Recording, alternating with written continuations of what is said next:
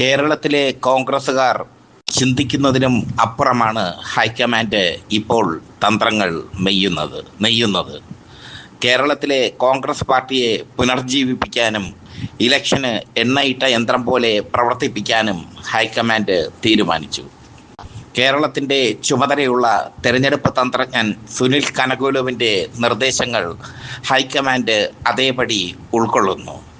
KPCCയിൽ ആകെ മൊത്തം അഴിച്ചുപണിക്ക് ഒരുങ്ങുകയാണ് ഹൈക്കമാൻഡ്. ഇപ്പോഴത്തെ KPCC അധ്യക്ഷൻ സണ്ണി ജോസഫ് അടുത്ത നിയമസഭാ തെരഞ്ഞെടുപ്പിൽ പേരാവൂരിൽ നിന്ന് മത്സരിക്കും. പേരാവൂരിൽ നിന്നുള്ള MLA ആണ് ഇപ്പോൾ അദ്ദേഹം വീണ്ടും പേരാവൂരിൽ നിന്ന് മത്സരിക്കും. സണ്ണി ജോസഫ് മത്സരിച്ചില്ലെങ്കിൽ പേരാവൂർ ഇടതുപക്ഷത്തിൻ്റെ കയ്യിൽ പോകും എന്ന ഭയം കോൺഗ്രസിനുണ്ട്, ഹൈക്കമാൻഡിനുണ്ട്. അതുകൊണ്ട് തന്നെ പരമാവധി വിജയിക്കാൻ പറ്റുന്ന മണ്ഡലങ്ങളിലൊക്കെ വിജയിക്കാൻ പറ്റുന്ന സ്ഥാനാർത്ഥികളെ നിർത്തുക എന്നുള്ളതാണ് സുനിൽ കനകോലു ഹൈക്കമാൻഡിന് കൊടുത്തിരിക്കുന്ന തന്ത്രം. ഈ തന്ത്രം അനുസരിച്ച് സണ്ണി ജോസഫ് പേരാവൂരിൽ മത്സരിക്കുമ്പോൾ KPCC അധ്യക്ഷ സ്ഥാനത്തിന് ഒഴിവ് വരും. അവിടെയാണ് സുനിൽ കനകോലുവിൻ്റെ പുതിയ തന്ത്രം ഫലപ്രദമാകുന്നത്. ഷാഫി പറമ്പിൽ, കേരളത്തിലെ കോൺഗ്രസിൻ്റെ യുവതുർക്കിയായ ഷാഫി പറമ്പിൽ കോൺഗ്രസ് അധ്യക്ഷനാകും. പല മുൻനിര നേതാക്കളെയും വെട്ടിമാറ്റിയാണ്, K മുരളീധരൻ അടക്കമുള്ള MM ഹസൻ അടക്കമുള്ള പാരമ്പര്യമുള്ള നേതാക്കളെ വെട്ടിമാറ്റിയാണ് ഷാഫി പറമ്പിലിനെ KPCC അധ്യക്ഷ സ്ഥാനത്തേക്ക് കൊണ്ടുവരുന്നത്. ഷാഫി പറമ്പിലിനോട് ഇക്കാര്യം ഹൈക്കമാൻഡ് സൂചിപ്പിച്ചു കഴിഞ്ഞു. ഷാഫി പറമ്പിൽ കേരളത്തിലെ ശ്രദ്ധേയനായ യുവ നേതാവാണ്, വടകര MP ആണ്. കഴിഞ്ഞ ലോക്സഭാ ഇലക്ഷനിൽ അദ്ദേഹം തോൽപ്പിച്ചത് KK ശൈലജ ടീച്ചറെയാണ്. KK ശൈലജ ടീച്ചർ എന്ന കരുത്തയായ CPM സ്ഥാനാർത്ഥി ഷാഫി പറമ്പിലിനോട് തോറ്റു. അതിനു മുമ്പ് പാലക്കാട് അദ്ദേഹം E ശ്രീധരനെ തോൽപ്പിച്ചു. Metro man E ശ്രീധരനെ tight ഫൈറ്റിനൊടുവിലാണ് Shafi Parambil കീഴടക്കിയത്. ഇപ്പോൾ എല്ലാം ഷാഫി പറമ്പിലിന് അനുകൂലമായി മാറുന്നു. രാഹുൽ മാങ്കൂട്ടത്തിലുമായുള്ള ബന്ധമാണ് ഷാഫി പറമ്പിലിന്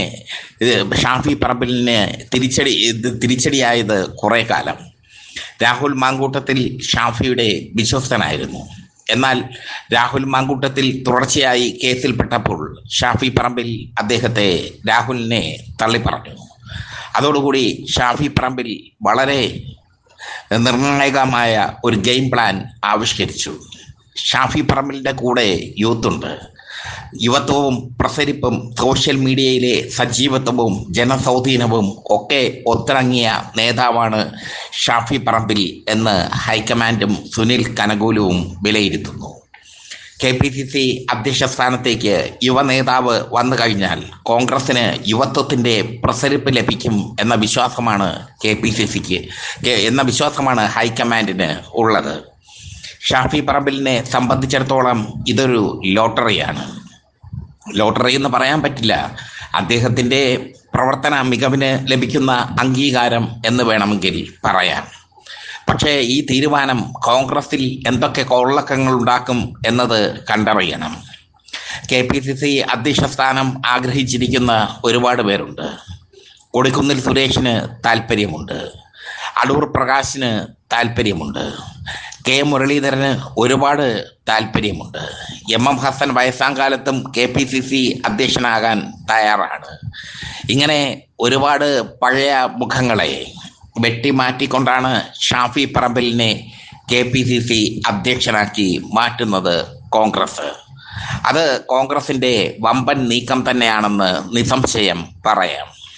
ഷാഫി പറമ്പിൽ ഏത് പ്രതികൂല അവസ്ഥയിലും കോൺഗ്രസിനെ നയിക്കാൻ പര്യാപ്തനാണ്. ഏത് പ്രതികൂല സാഹചര്യത്തിലും കോൺഗ്രസിനെ നയിച്ചു കൊണ്ടുപോവുക എന്നത് ഷാഫി പറമ്പിലിൻ്റെ ഒരു ഗുണമാണ്. വടകര MP എന്ന നിലയിൽ ജനകീയനാണ് ഷാഫി പറമ്പിൽ. വടകരയിൽ നിന്ന് ഉജ്ജ്വലമായ വിജയമാണ് ഷാഫി പറമ്പിൽ നേടിയത്. അതിനെല്ലാം ഉപരി ജനക്കൂട്ടത്തെ ആകർഷിക്കുന്ന പ്രസംഗ ശൈലിക്ക് ഉടമയുമാണ് അദ്ദേഹം. ഇങ്ങനെ ഒരുപാട് പോസിറ്റീവ് ഘടകങ്ങൾ ഷാഫി പറമ്പിലിന് മേൽ കണ്ടെത്തുന്നു ഹൈക്കമാൻഡ്. നല്ലൊരു തീരുമാനമാണ് കോൺഗ്രസ് എടുത്തിരിക്കുന്നത്. അടുത്ത കാലത്തായി കോൺഗ്രസ് എടുക്കുന്ന തീരുമാനങ്ങളെല്ലാം ശ്ലാഘനീയമാണ്. മുഖ്യമന്ത്രി പിണറായി വിജയൻ തന്ത്രം പണിയുന്നതിൽ വിദഗ്ധനാണ്. 110 സീറ്റ് എന്ന ലക്ഷ്യവുമായി അദ്ദേഹം മുന്നോട്ട് പോകുകയാണ്. കോൺഗ്രസ് 100 സീറ്റ് നേടി അധികാരത്തിൽ വരുമെന്ന് പറഞ്ഞപ്പോൾ 110 സീറ്റ് നേടി LDF അധികാരത്തിൽ വരുമെന്ന് തിരിച്ചടിക്കാൻ പിണറായി വിജയന് ആയി. ആ തിരിച്ചടി വെറുമൊരു തിരിച്ചടിയല്ല, അത് സുനിൽ കനകുലു എന്ന തന്ത്രജ്ഞൻ തിരിച്ചറിയുന്നു. പിണറായി വിജയന് ചില ലക്ഷ്യങ്ങളുണ്ട്.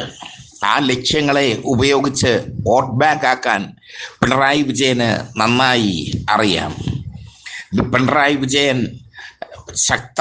ശക്തമായ തന്ത്രങ്ങൾ മെനയുന്ന ആധുനിക കാലത്തെ രാഷ്ട്രീയ നേതാവാണ്. പരിണിതപ്രജ്ഞനായ രാഷ്ട്രീയ നേതാവാണ്. അദ്ദേഹം വളരെ ശ്രദ്ധാപൂർവമാണ് ഓരോ കരുക്കളും നീക്കുന്നത്. അവസാന ബഡ്ജറ്റിൽ വികസന പ്രവർത്തനങ്ങളുടെ കുത്തൊഴുക്ക് തന്നെ ഉണ്ടാകും അദ്ദേഹത്തിൽ നിന്നും.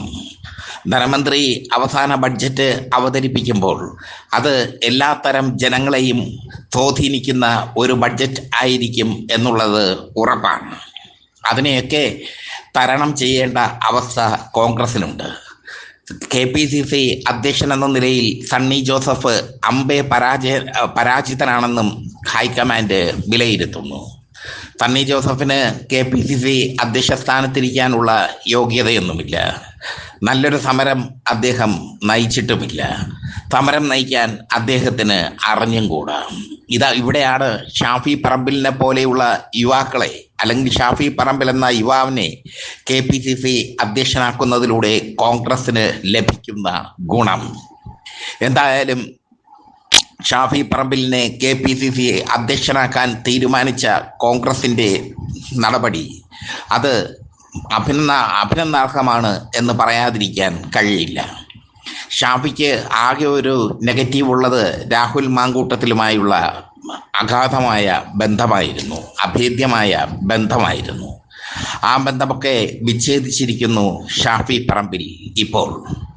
രാഹുൽ മാങ്കൂട്ടത്തിൽ പെണ്ണുപിടിയനാണെന്ന് ഷാഫി പറമ്പിലിന് അറിയില്ലായിരുന്നുവെന്ന് അദ്ദേഹം തന്നെ മാധ്യമങ്ങളോട് തുറന്നു പറഞ്ഞു.